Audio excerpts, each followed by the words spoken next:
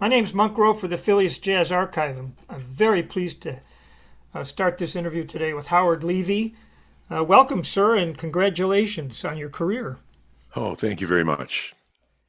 I was looking at my own calendar today and thinking, well, all musicians have to have a calendar, whether it's hangs on the refrigerator or it's in your phone.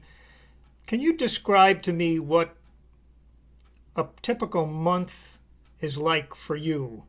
What does your calendar look like? That's a very interesting story. I mean, an old musician's joke is, "Hey, man, my calendar looks like snow." That's. But I don't have a typical month. It just all depends on what I'm up to. During the course of my life, I've had so many different types of careers. So sometimes I might be on tour for a month, and sometimes I might be home for a month with just like two or three gigs in Chicago because I live in the Chicago area, and I try not to overexpose myself here. I have a certain status I've achieved here, so I try to pick my spots that make the maximum impact.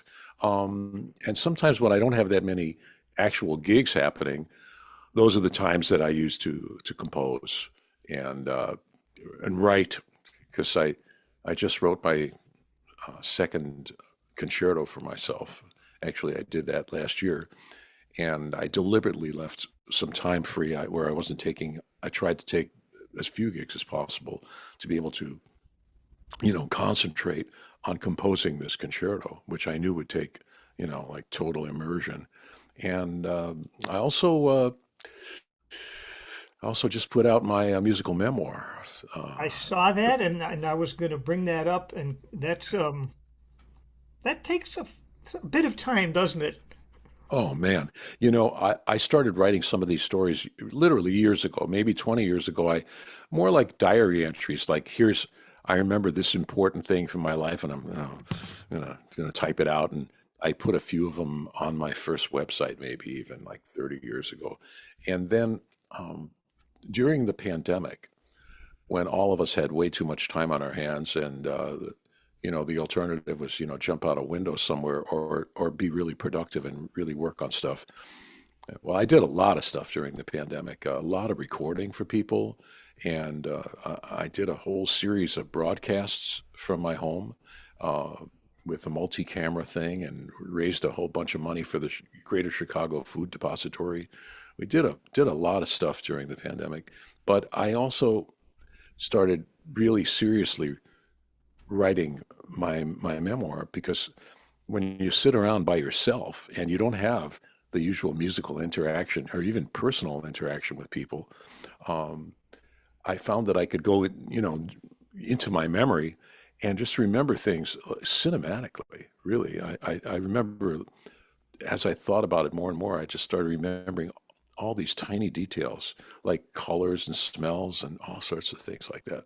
So when we finally got the book into its final form, I had to edit out probably like a good 10 or 15 of the stories. It would have just been too long. That is one of Uh, the hardest things to do. You've got a wealth of good material, and something's got to go here. yeah, yeah, it was just the book is over 450 pages long, and I just didn't want to make it any fatter than that. I didn't want to scare anybody.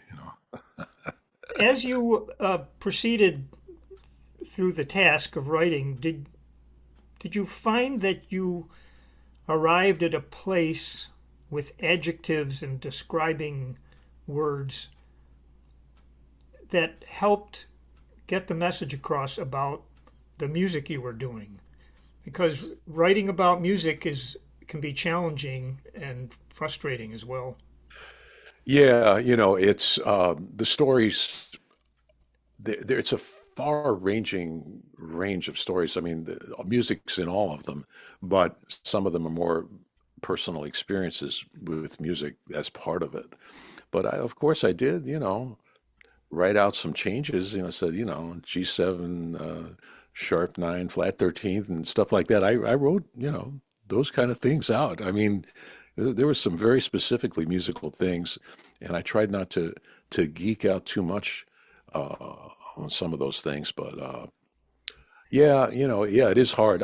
But I think what really made it work, I hope it works, is that I really put myself back into these events and started remembering how I felt while they were happening. Like the first gig I played with Tito Puente and stuff like that. I mean, these are very vivid memories in my head. And there's another story of a jobbing date. Did you call them casuals in New York? Yeah, we call them club dates and casual. Club dates. That's right, club dates. And in Chicago, they're called jobbing dates, and where it was like this really square older guy who played like society two beat bass, but hired all sorts of really really good players, younger players, including a trumpet player who was in the AACM. Uh, to play a Christmas party for in a bunch of phone company employees. And man, this guy just played so beautifully. It was unbelievable. I mean, that's why it's in the book. I mean, it was something that you would just never suspect happened. And every solo he took, the crowd, the people stopped dancing and applauded like it was a concert. I mean, this doesn't happen, as you know. So that's why I like there's certain stories in there that I just think are hopefully would show all these different sides of a musician's life, and the odd jobs that I had in the beginning before I was, don't quit your day job kind of thing, like before I was good enough to quit my day job, all sorts of the evolution of my musical life, as it happened in all these different stages and steps. And Was there a circumstance or a series of months that helped you decide that you could quit your day job? Oh yeah, when I couldn't stand dragging myself to work, one day it was like, I just can't do this anymore. I can't get on the L in these work clothes and go and make waterbed frames anymore. I You can't made do waterbed frames? it. Yeah, yeah. Oh man, I was a plumber's assistant. I was a furniture mover, house painter. I mean, I did all this stuff, but the whole time, of course, I was working on my music and expanding my musical vocabulary and studying a lot of stuff and teaching too. I was teaching harmonica and piano, and then at a certain point, I just realized, I cannot I cannot do these two things at once. I have to just take the plunge, take a risk, and of course, life was more affordable back then, and rent wasn't. You didn't have to pay an arm and a leg to rent an apartment in Evanston back in the 70s, and so I let go of all that stuff and plunged into it. And I have to say, Chicago was a very good place for me to do that. Did you start playing gigs as a pianist before the harmonica became, you know, your instrument that Well, you became known for, I guess? well, I started out on piano when I was 8. I studied classical piano at the Manhattan School of Music for 4 years on Saturdays, for 4 years. And so I was playing piano and and then I studied the pipe organ. I went to a private school that had a pipe organ. I did that for 2 years. I played a whole bunch of Bach with the foot pedals and the whole bit.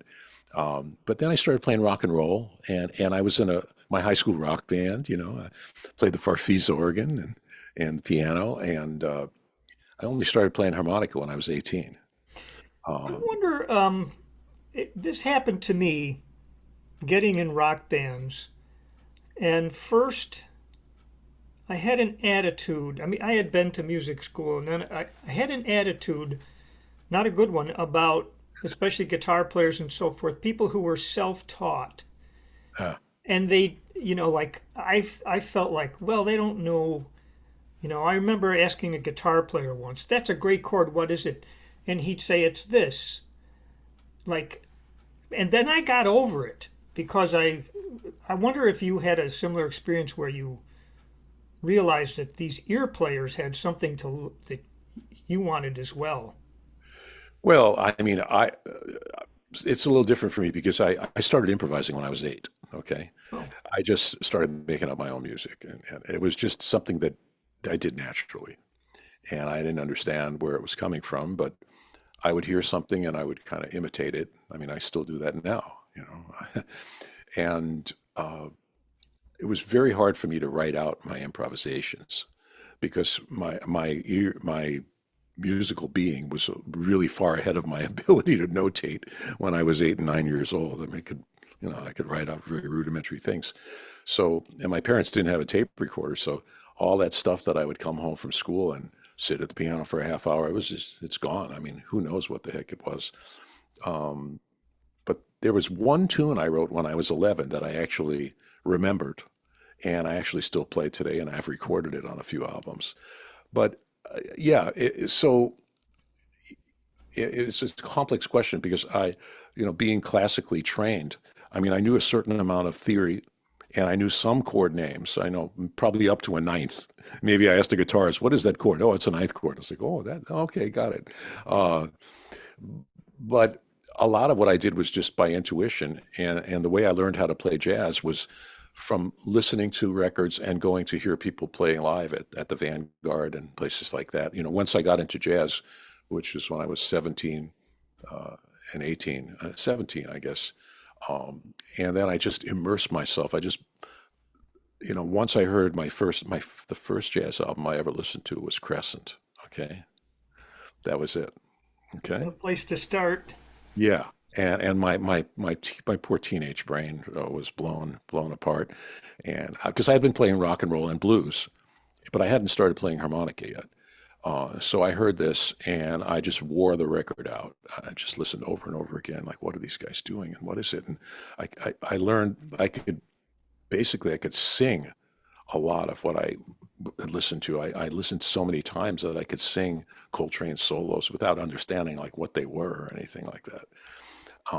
And then I discovered New York had a great, I grew up in New York, and they had a great jazz radio station called WLIB, and Billy Taylor was the program director, and they played all the greatest like Impulse and Blue Note stuff, and I'd write down the name of the album, and I'd go to a record store and buy it. And but then after I heard Crescent, uh, I said I want to hear these guys live, but Coltrane had just passed away. And I looked around, I looked in the newspapers in New York, like, well, what about those three other guys? Like, I was just crazy about the whole thing. And I saw that Elvin was going to be playing a concert at the Museum of Modern Art Sculpture Garden. And so I got a few friends together and we went. So my first live jazz experience, hearing jazz played live, was Elvin and Roland Kirk playing together. So, Two forces of nature. oh I, man. I saw both those guys myself, and I was like, in a way, I was frightened Yeah, by the intensity of it. yeah, yeah. Yeah, I can understand that. I was just absolutely, it's different if you're in a more spacious venue, but when you see, well, anyway, seeing Elvin, because I was trying to imagine, like, I'd only heard rock drumming, and I like how it sounds like two guys, and like how is he doing that? And I just sat there with my jaw on the floor. I mean, Elvin ruined me for hearing drummers. Any other drummer after that just seemed like, yeah, this guy's pretty good, but he ain't Elvin. And I went to hear Elvin as many times as I could after that.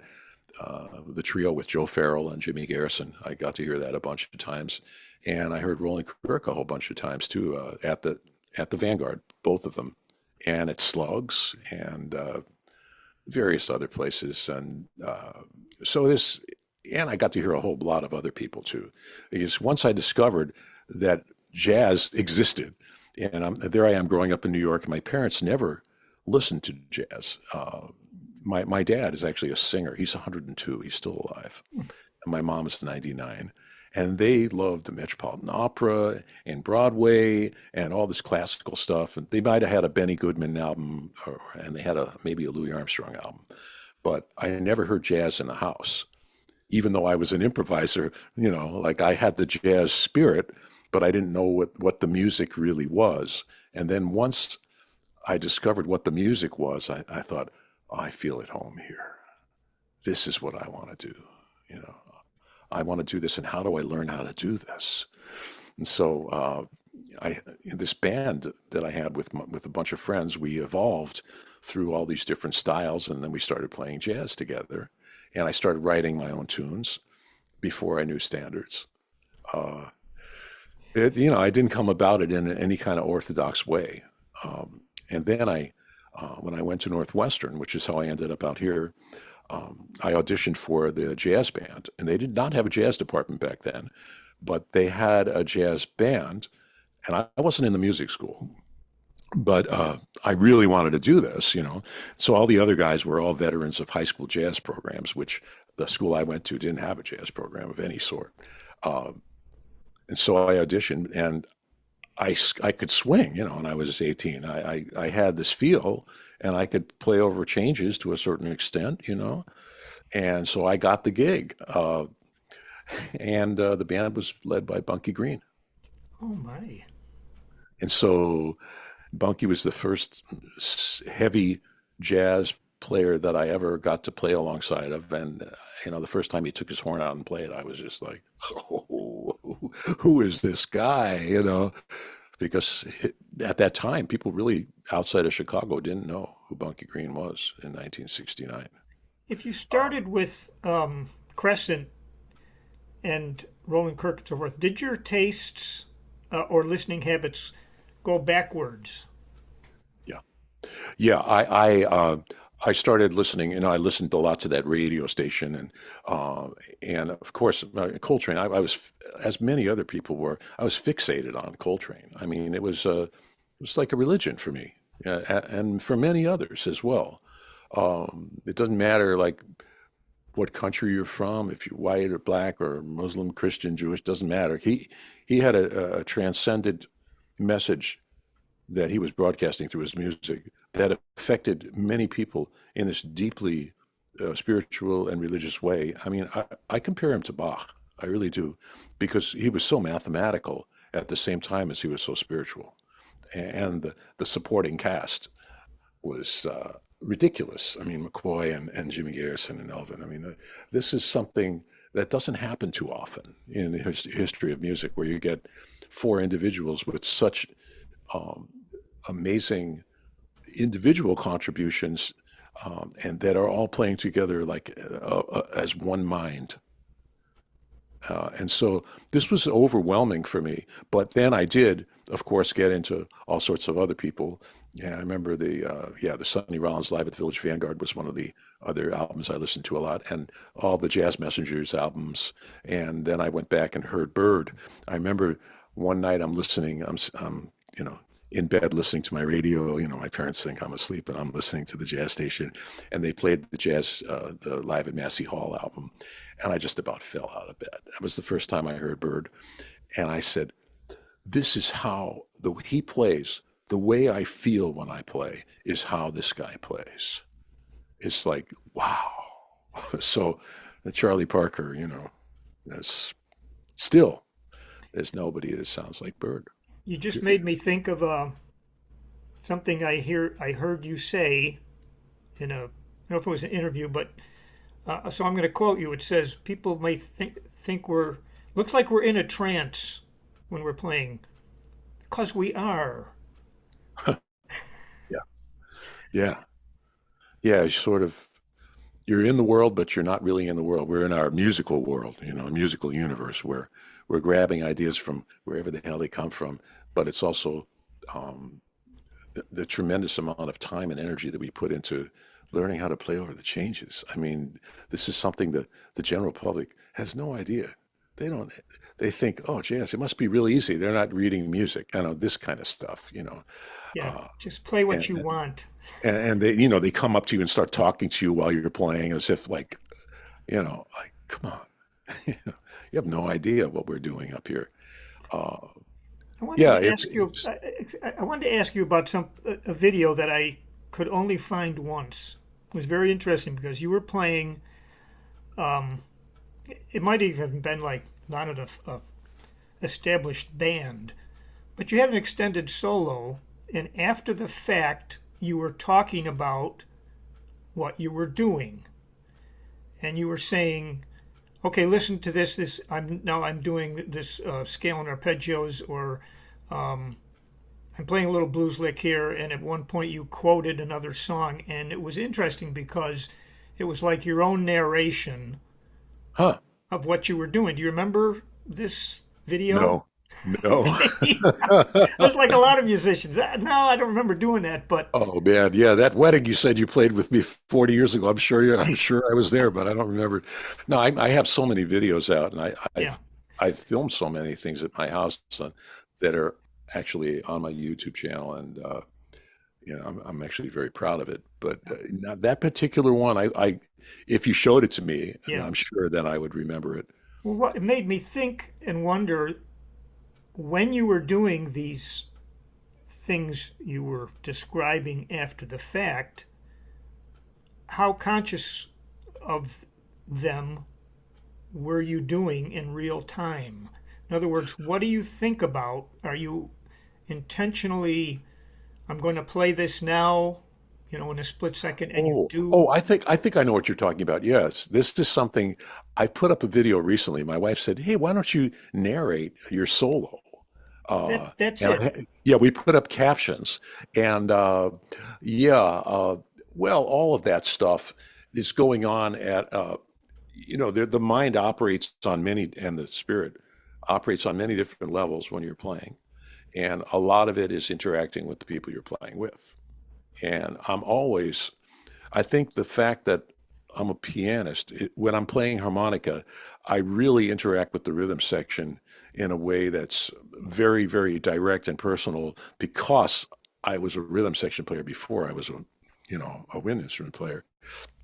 So I'm very, very aware of rhythmic interplay. And also, I listen to like every note that everyone else is playing. I mean, I'm aware of all the like the bass players, bass lines.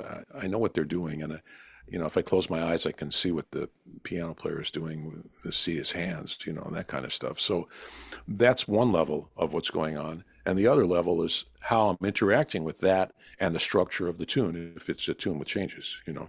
Uh, and so, oh yeah, I'm very, very conscious uh, of these kind of mathematical things as I'm doing them. But sometimes there are things I've worked on. Like I remember I was playing triplets in fours. Uh, it's just something that's like a feeling, but I stepped back from it at a certain point and said, "Oh yeah, I'm playing." Instead of da da da da da da da da da, I'm going da da da da da da da da da da da da, that kind of thing. And I work on these things. I mean, I just work on so much stuff and rhythmic ratios. If I'm playing a tune that's like an ostinato, this tune that I wrote that we do in the Flecktones called "Sweet Pomegranates." It's a it's an ostinato in six, and it's in G sharp minor, an ostinato pattern in the left hand that I play the whole time, and with I can't demonstrate it in the air, but so I figured out how to play in five against that six, and in seven against that six, and in nine against it, and in 11 against it. And I started gradually working it into my solos live at a certain point, inspired by Indian music, really, where they do stuff like that all the time. And so, yeah, there's a certain amount of calculation in my playing, um, and the interaction, uh, and also sometimes just going for it, just the shapes of intervals, just almost like a line drawing, because intervals have shapes, and if people just learn learn how to play jazz by learning your modes and your scales, I mean that's cool as a sort of a reference framework, but to make a real artistic statement, there's way more to it than just what are the correct notes and the relationship of those notes to the harmonic framework. There's the shape of what you're doing, you know. So I'm very conscious of that and building tension in a solo. And if I'm playing live, trying to engage with the audience to reach out to them because I feel lucky to be able to have an audience, and so I want to give them back like as much as I possibly can. I want to take them on a journey, you know. Well said. The piano and harmonica, in my mind, are very different for at least one reason. When you're playing the piano, you can see the notes you're playing. Yes. When you're playing the harmonica, do you always know what notes you're playing? Yes. I visualize the harmonica as a piano keyboard. Uh, since the harmonica is totally invisible when you play it, I mean, you pick it up, you look at it, and it's got a bunch of these little holes. Holes don't tell you much. And as soon as you put it in your mouth, it's gone anyway. So when I first started playing when I was 18, and I was playing in that Northwestern Jazz Band and learning what 13th chords were and everything like that, which I didn't know before. I was like, what the hell is this? And reading all these Thad Jones arrangements and this all that kind of stuff and Brookmeyer charts and all these things that were like, woo, what is this? Um, I'm that was when I was just starting to play the harmonica and playing my first blues licks, and then I wanted the harmonica to come up to the level of what I was doing on piano. And so I'm playing with my eyes closed and like, what am I seeing? What am I seeing? And after a while, I realized I was seeing the piano keyboard, uh, as well as shapes and colors, you know, so all kind of all of the above. But it got to be more and more like a piano, and which is how I eventually ended up playing a lot of simultaneous piano and harmonica because it's one instrument. Um, but You know, especially, I just realized something. You just answered my question by saying that because I saw some of your videos where you were playing unison piano and harmonica lines. yes, So you obviously know, you obviously know, that question was sort of, I guess I'm thinking when you really are wailing on the harmonica, I was thinking to myself, does he know all the pitches actually? yes, Yeah, yeah, okay. yeah. And I also used to play sax, and I played tenor, alto, soprano, and flute. And I that was one of the things I talk about this in the book. That one of the other ways that I learned about music was learning music through the instruments. You know. And I just after I learned harmonica, and after about I don't know 3 or 4 months of playing harmonica, that's when I figured out how to play the chromatic scale on it, which nobody had ever done on the diatonic before.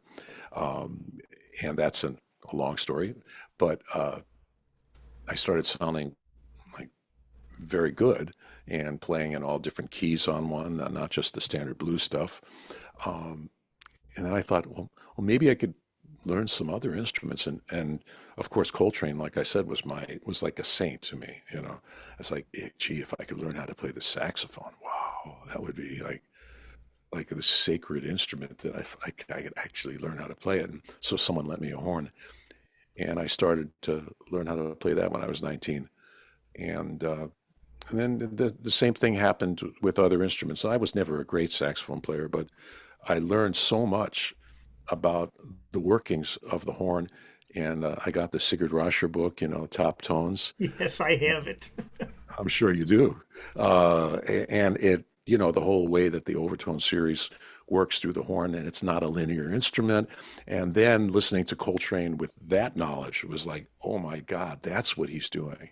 And hearing all the stuff Pharoah Sanders and Albert Ayler were doing and all that stuff, like I started understanding it from the inside out and not just having it be this sort of mind blowing thing that I didn't that was just impressions.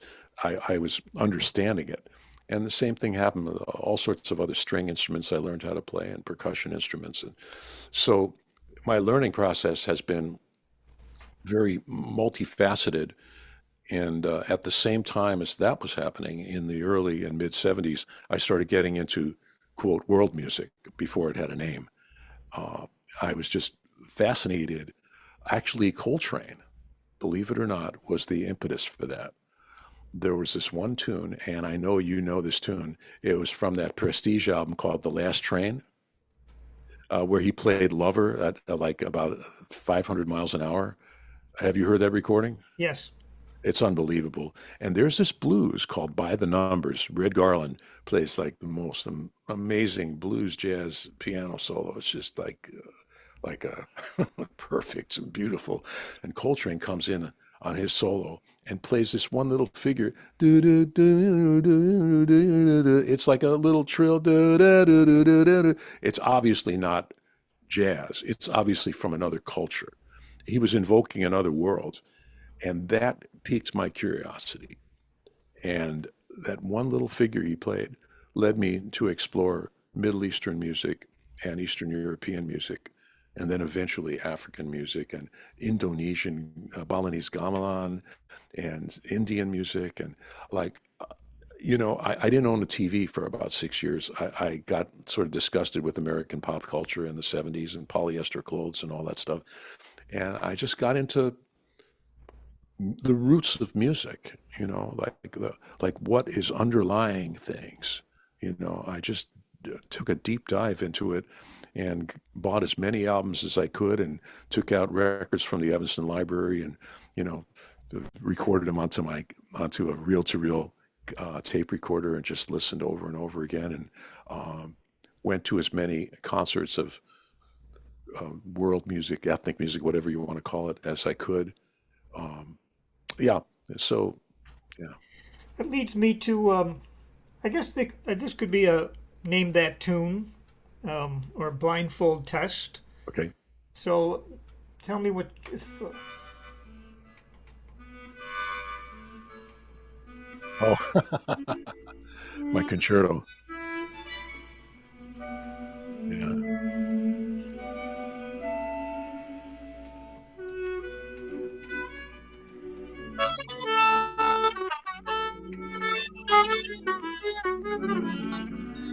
Yeah. that's beautiful. Oh, thank you. I became stuck with it.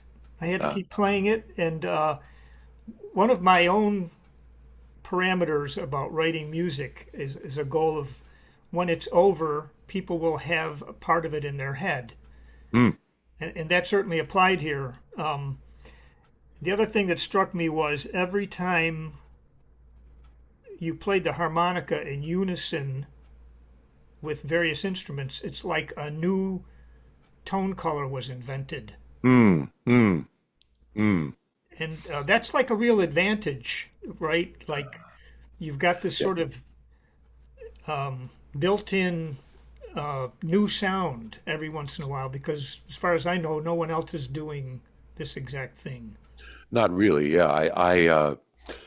It's a funny thing how that concerto came about, but I wrote it as a commission for an orchestra in Chicago.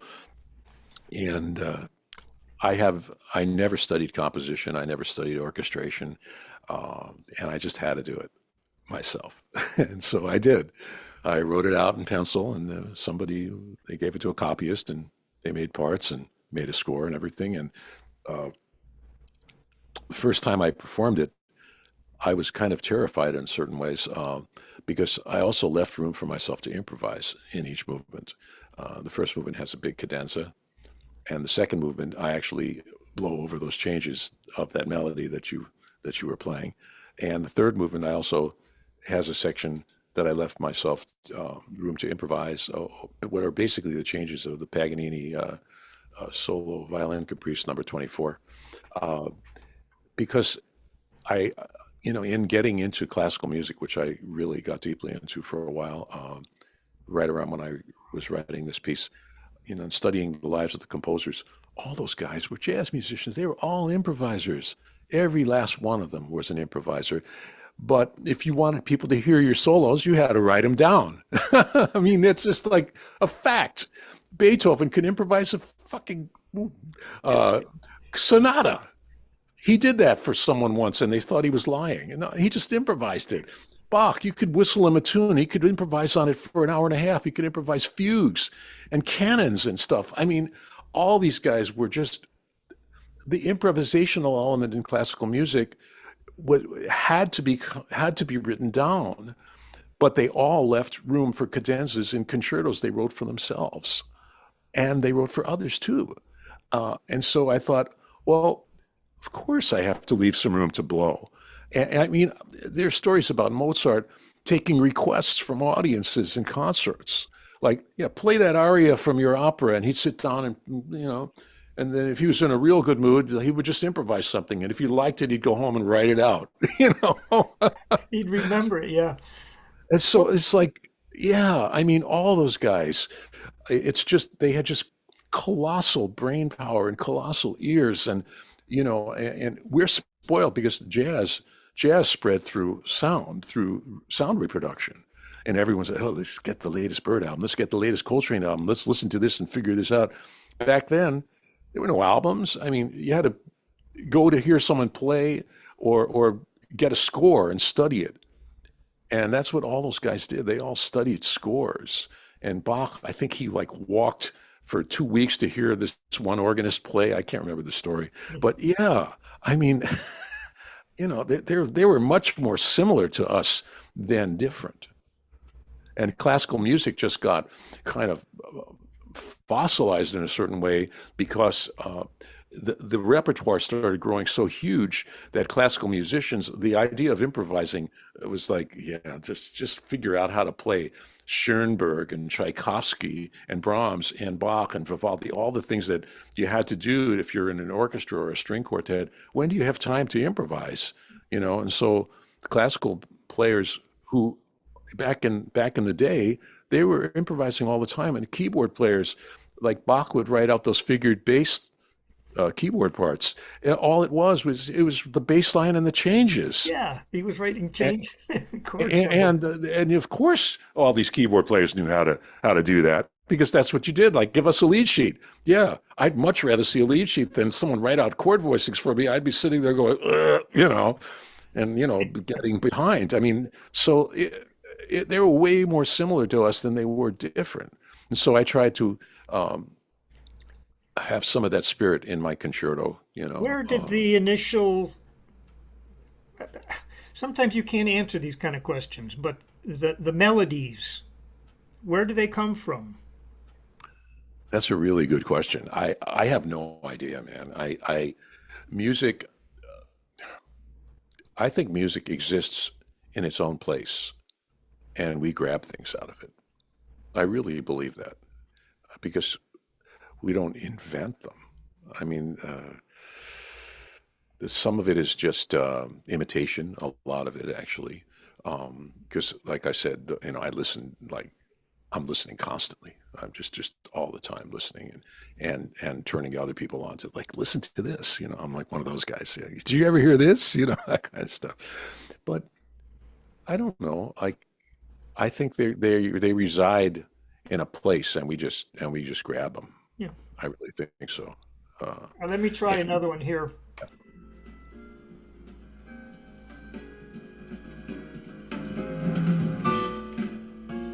ah, yeah, aha, Aha. yeah, I like that title, by the way. yeah.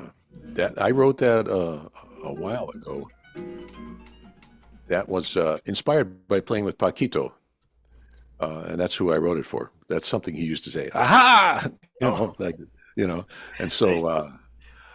yeah, and that has some changes. I really don't like, quote, standard changes. If I can write something that's a little bit twisted, just something that sounds smooth and melodic, but when you play it, it's like, oh, there's a little corner you got to go around in here. And that tune is very much like that. And of course, I wrote it on piano, and I had to figure out how to play it on harmonica. That's Most of my writing happens on piano. It's only been in the last, well, I guess it's the last 20 or 30 years that I could write on harmonica at all. For the first, like, 20 years that I played harmonica, I didn't really write on harmonica, you know.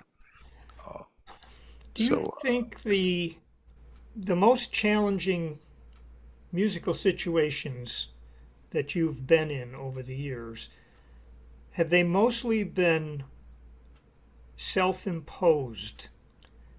By that I mean, are you playing with with Bela, and well, this is tricky music.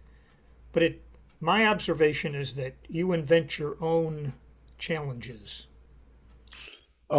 Yeah, I mean, if you get with someone who's like a kindred spirit, I mean, Bela and I very much so, uh, both playing very unstandard things on our instruments, and especially the harmonica and the banjo. The piano is another thing, and so I love a challenge as long as I can rise to the challenge. If the challenge is beyond me, I say like that's someone else play the gig, But uh, if it's something I feel like can really sink my teeth into, it's like, man, yeah, let's go for it. Let's do this tune that has all these really odd changes in it and strange rhythmic modulations and stuff like that. Yeah, it's just like food, I mean, you grow as a human being from learning how to play all this stuff. I mean, I've been listening to a bunch of Mingus lately, and I think that the guys who played with him, it was the same thing. The stuff he wrote was just so like so wild and so emotionally spontaneous, and the fact that he could notate it all, and you play music like this, it transforms you, you know, and it gives you a vocabulary that you wouldn't have had before you played this music. And then there's the other part of the question that you asked really relates directly to touring, because I think that a musician really grows from touring and having to play similar material night after night after night, and trying to remain creative, but also stay within the music. Is there's sort of that those two tensions of someone like me who's always trying to find new things, um, and also remaining faithful to the music. Um, it's it's the way you grow. It accelerates the learning process Can you greatly. think of a circumstance that happened to you, or you just mentioned that if you didn't feel you could rise to a challenge, you would suggest someone else do it. What kind of situation might that be? Something where they're asking me to read something on piano that a classical musician could read, and I'm looking at it, I'm going, man, I can't read all this stuff. If you want me, if there's some reading and some soloing involved, yeah, cool. But if it's like if you're asking me to play stuff that it would just take me way too long to learn, because my reading has never been up to the level of my ability to improvise. I mean, it's not terrible. I'm a pretty good reader, but like, uh, yeah, that kind of thing. Did you have Where piano teachers who did you stray from the compositions you were supposed to be playing during lessons and have piano teachers saying like, well, what are you doing there? That you can't do that. oh yes, because when I was a kid and studying in Manhattan School, um, they had these student concerts, and so a lot of us would be assigned the same pieces, and I would hear stuff that other kids played, and I'd get to a passage in a piece that I had heard before, and I was like, God, this is hard to read. I think it goes like this. So I would never play, excuse me, wrong notes, but I would be, playing over the correct changes, but I would, have my own little inner voicings, my own little melodies or something. And my teacher would go, wait a minute, like, it doesn't sound wrong, but that's not Schubert, that kind of thing. It was exasperating to my teacher. Yeah. Yeah. Well, the fact that you recognized the changes that Schubert was using, I think, is Oh, significant anyway. oh yeah. I mean, I just had an innate sense of harmony. Uh, but everyone is born with certain abilities, and then it's just a matter of, okay, if you're going to try to get in the pond with the big boys, all right, it's great that you can do this and you can do that, but can you play all the things you are in all 12 keys in any tempo? I mean, I know Bird kicked George Shearing's ass one night. I heard that story. George Shearing came over from England, and he's sitting there in some club on 52nd Street, and he thinks he's, the cat's meow. And like Bird says, all right, I heard about you, get up, let's play all the things you are. And he said, in B minor. He's like, one, two, three, four, And George Shearing went home with his tail between his legs and said, okay, now I see the level of these guys. Mm. Because this is what's frightening is the level that these guys with big names, what their level actually was. And this is what the general public has no idea of, the ability to transpose anything into any key at the drop of a hat. I mean, and this is something I work on a lot. And as a jazz pianist, of course, who, I did play a number of gigs accompanying singers. And it's like, okay, I want to play this one singer used to do Sophisticated Lady in D. Okay. And so it's like, I had to play Sophisticated Lady in D. I mean, no rehearsal. It's like, okay, Sophisticated Lady in D. It's like, okay, you know, and you're on the job training, and it's like, how am I going to think about this? Am I thinking like relative, like functional harmony of like, now I'm going to the 2/5 of the four, or am I just like doing this organically? This is one of the main things that jazz musicians can do that average musicians don't know how to do, is transpose. And I actually had training at that in Manhattan. They had us transpose things when I was studying classical piano. And even now, I play Bach conventions. There's a few that I played for my whole life. Number four, that that one. I transpose it into all 12 keys, and I do it with my eyes closed, and all that kind of stuff. And because there's no cheating in music. I mean, either you can or you can't do it. And then, I have to slow down. Okay, I know what it sounds like, but my fingering sucks when I'm playing it in F sharp minor. Like, what's the right fingering here? Like, Okay, because I got one more for you.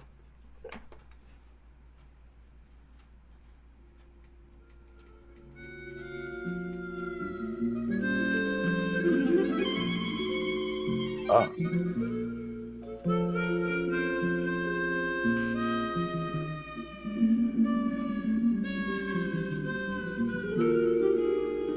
I can't recognize the tune, but it's obviously Toots. Yeah. Is it from that Brazilian Project album, or is it? You are absolutely correct. It's Toots with Quincy Jones Ah, from the album Walking in Space. Walking in Space. Yeah. Yeah. Oh, Quincy loved Toots. I mean, and I got to meet Toots and play with them a few times too. And of course, he played the chromatic with the button on it, and was very intrigued and kind of like puzzled by why I was playing chromatically on a diatonic. Uh, but we got along real well, and yeah, Toots was a genius, a musical genius, who just so happened to play the harmonica and give his gifts to the instrument. Uh, but the thing about him musically was that he started on accordion, and he also saw the harmonica as a keyboard. Uh, so I discovered that the first time we met, and I sat in with him when I was like in my, maybe I was 30, 31 or something like that in Chicago. Uh, so yeah, he was an incredible musician, uh, an amazing harmonica player, and for jazz chromatic playing, for about 30 or 40 years, nobody who played jazz on chromatic had their own personality because his was so strong. It took a long time before chromatic jazz players started sounding different, like Gregor Mare and people like that, uh, who just sounded like a guy playing a chromatic harmonica instead of sounding like Toots. Yeah. Why did you um, not go in that direction with the Well, chromatic harmonica?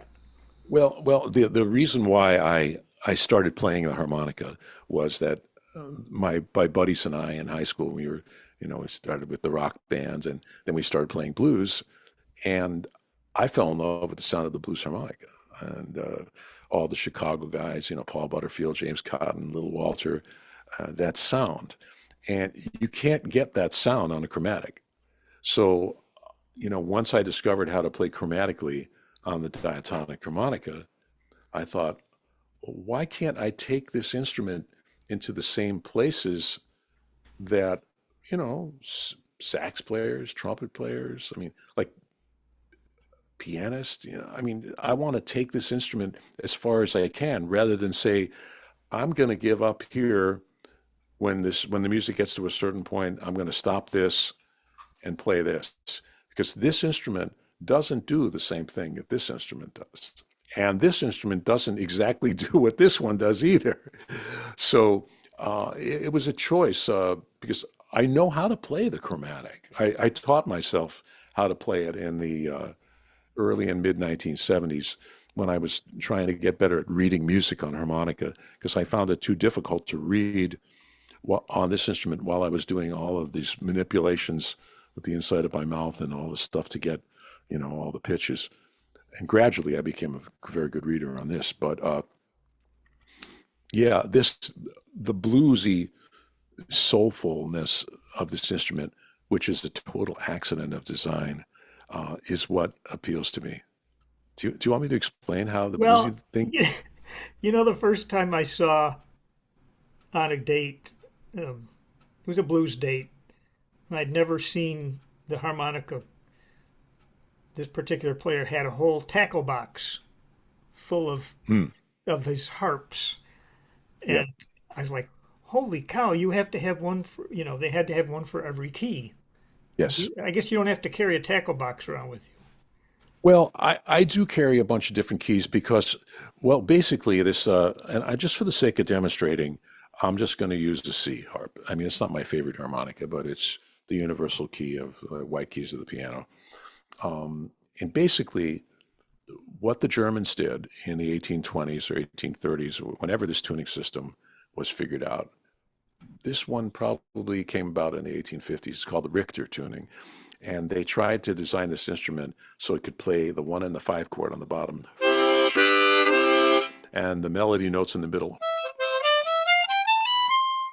And then to keep going until they ran out of notes up on the top. It's very precise. So they left out a bunch of notes in the first octave to be able to just have that 5 chord. And in the middle, you have all the notes of the major scale. So basically, uh, the folk music played on this instrument, they could harmonize. That was the idea. It's like an auto harp, you have like the 1 and the 5 chord. And so if you play, if you reverse that breathing pattern and start on the inhale, you get the Mixolydian mode and you get a blues shuffle. And then as if by magic, all these bent notes. Am I distorting the mic at all? No, you're good.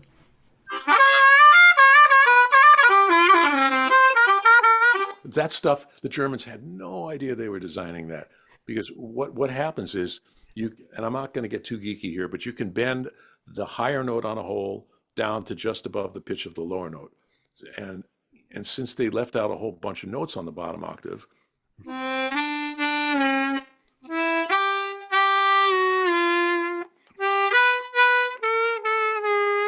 you got all that. So you have almost a complete chromatic scale in the first octave. Just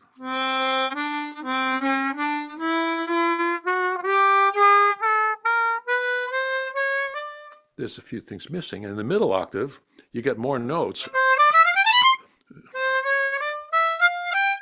There's a bunch more notes missing that you can't get by bends. But I'll explain a little more of that. But basically what you have here is you have a modal instrument. So you can play in C major, G Mixolydian, with bends, whatever. You can play in D Dorian.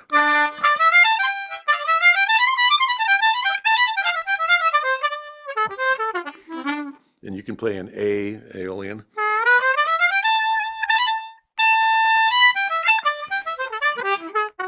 Whoops, I made that Dorian. Sorry. You can play in E Phrygian.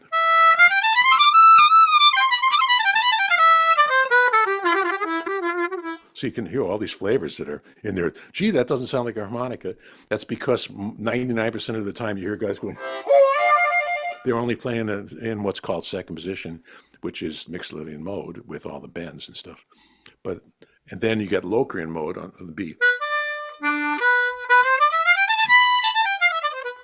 So those are the modal positions in the harmonica world. They call them by numbers that correspond to the fifths of the circle of fifths. Um, and of course, I came along and figured out how to get the missing notes with the thing called overblows and overdraws, and made it into a chromatic instrument. And I can play like pretty much anything in any key, except I can't go. I can't do that in every key on one harmonica because that is like the innate structure of the instrument Right. that allows you to do that. So if I want to play a traditional blues in a D, let's say, I'd need a G harmonica to play the Mixolydian Right. mode, you know. So anyway, that's a little bit of the Thank you for that. And terminology. I was wondering, I don't know why this occurred to me, but there's the nice video of you with your playing your concerto with I think it's Evanston Oh yeah. Symphony. Mhm. I wondered, does he have a spare harmonica in his pocket? Yeah. I mean, because that's why I usually carry like two or three in the keys that I use the most because sometimes, they'll get clogged up or something will happen to it. And so I can always reach over and grab another one. That particular concerto, I composed it for uh, each movement uses a different key harmonica. For whatever reason, I decided to do that. First movement uses a G, second movement an A, and the third movement a C. My new concerto that I'm going to premiere in February, this one, All right. it's called, I still forget the name of the damn thing, Eastern European Harmonica and Piano Concerto for Single Soloist. This one, I use a B flat harmonica for almost the whole piece except for the second movement because I like the B flat harmonica. And the second movement, I do a bunch of simultaneous piano and harmonica playing. And since the G harp is the first one I learned on, I see the G harp the most directly as a piano keyboard. So when I'm playing those things together, usually I'm using a G harp. Yeah. How did you learn And about the all the things you need to know about ranges and what instruments can do well and not so well? Like basically orchestration. Did you teach yourself? yeah, and just from also from knowing how to play a lot of instruments, that kind of helps. I can play clarinet and flute, and I know what the oboe is, uh, and I know what the range of trumpets are. I mean, I've played with trumpet players for years and trombone, and you know, I know I know what these things sound like. I don't really write out of range, and I do play mandolin. And my ex-girlfriend was a violinist, and so I know. I mean, I'm a pretty good mandolin player, so I'm not going to write unplayable things for strings. I mean, I know how to write the correct double stops and all that stuff. And working a lot with Eugene Friesen, the great cellist who within that band Trio Globo, um, it familiarized me with the cello um, on a very personal level. Uh, and I play some bass too, so I understand bass, and so learning the instruments really helped me with the orchestration, and going to a lot of live concerts of Chicago Symphony also helped me greatly. And before I wrote the concerto, I wrote a chamber suite that's also on that same album. That's in 1995 for oboe, flute, violin, viola, cello, and me. And I really like that piece. I don't know if you've heard it, but it's called Harmonia Mundi, and it's really good. I'm very proud of it. And I also composed an oboe sonata about 10 years ago, Well, which was just recorded by an oboist named Jared Hauser. Did a real nice job with it. Uh, speaking of Trio Globo, I wanted to compliment you on the tune "Steering by the Stars." oh, thank you. uh, and I don't know if it put it in my head, but I got this nautical images from that song. Absolutely. I was on the road with the Flecktones, and went to a bookstore and got out a book that I still remember the name of. My goodness. It was called Song for Satawal.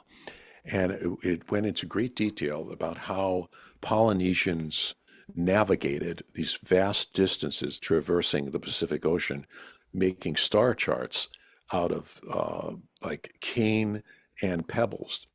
And they would sight these stars through these charts and also feel the direction of the currents with their bodies as they sailed with no maps across hundreds and hundreds of miles of ocean.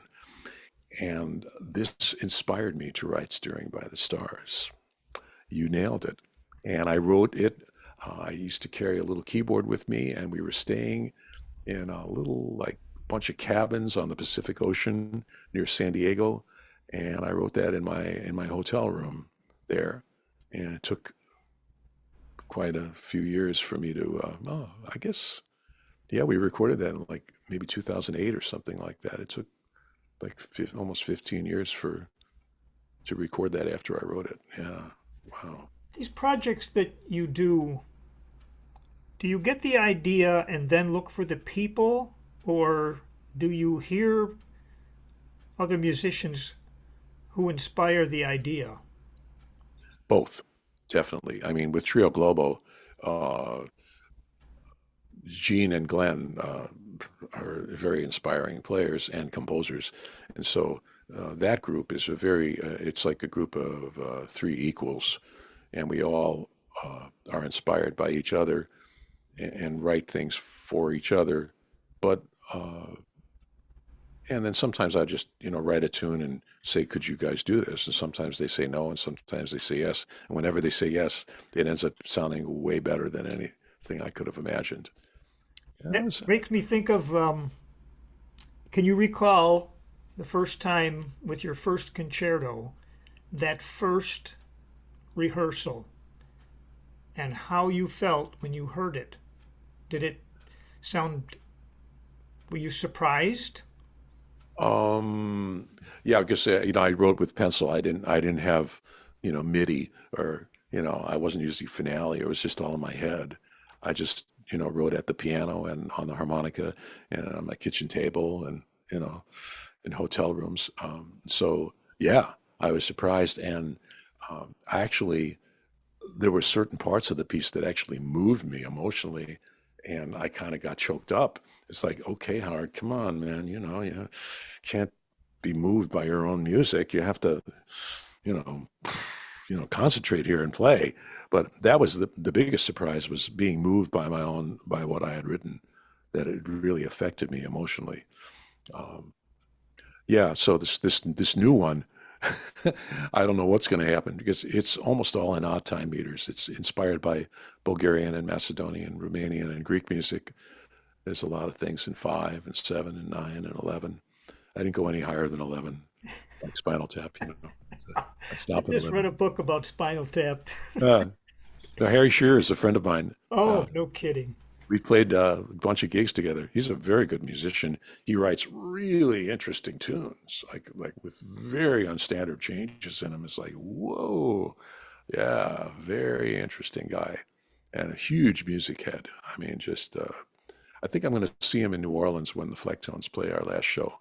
Yeah, we're a fan of his show on the radio, and but it's Yeah. interesting. You said because you wrote the first concerto pre-finale that you hadn't really heard it, but finale and those things can be also affect you. Like if you have decent playback, by the time you're done, you've heard this thing hundreds of times. Yeah. And Yeah. it's been my experience that sometimes, I'm talking mostly about big band charts, Hmm. that I hear it played by live people, and sometimes there's a moment of disappointment, probably because it's not perfectly in tune Uh, like uh, finale, right? And then, of yeah. course, you get used to it and it's better. because real people are playing it. Yeah.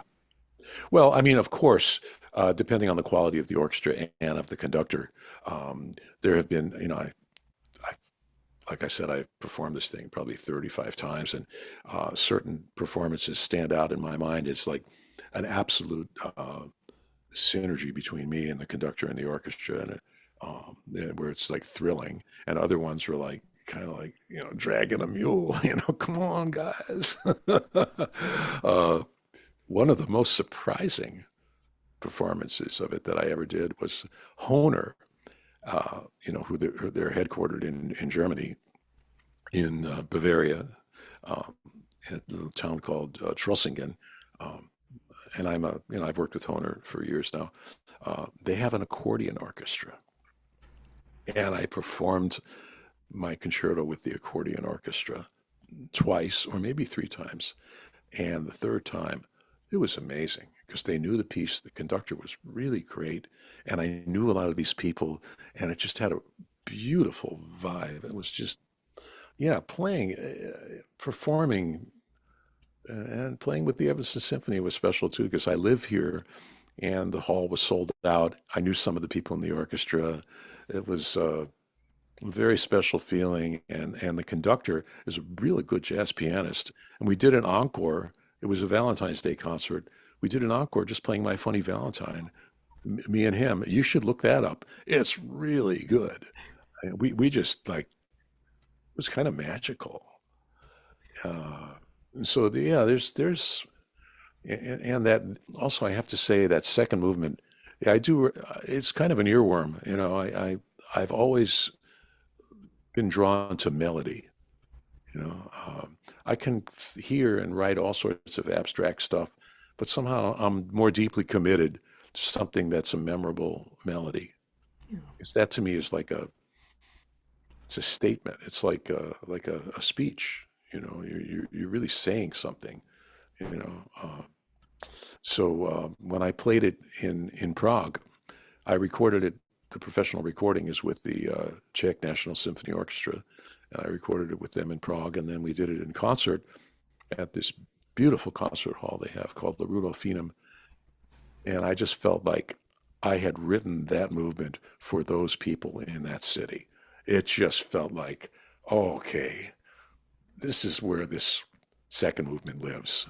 It's right here in Prague. And the audience really, really loved the performance. I had to do two or three solo encores after I did the concerto. Um, Nice. Well, you've come a long way since spending $2.25 on your first harmonica. I hope so. Yeah, they're much more expensive. That's how long. Yeah, I've really enjoyed this conversation, Howard, and wish you the best with your book. Thanks. And And the name of the book, I forgot to say what the name of the book is. What is it? Oh, it's called it's called I Speak Music, uh, Stories from My Improbable Life. good That's what one. it's called. Titles And are titles are not always easy things, but that's a good one. yeah, and it's available online on Amazon and eventually on many more Yeah. platforms. Uh, yeah, it's been an interesting time the last few years doing these major projects, interspersed with intense tours and live gigs, and also with my own band. We might be coming to the Rochester Jazz Festival too, the Howard Levy Four. Oh, good. I'll definitely be there for that. I sure hope so. Anyway, Yeah, a pleasure. I'll all just right. pause our recording and we'll say our goodbyes. Okay. Thank you.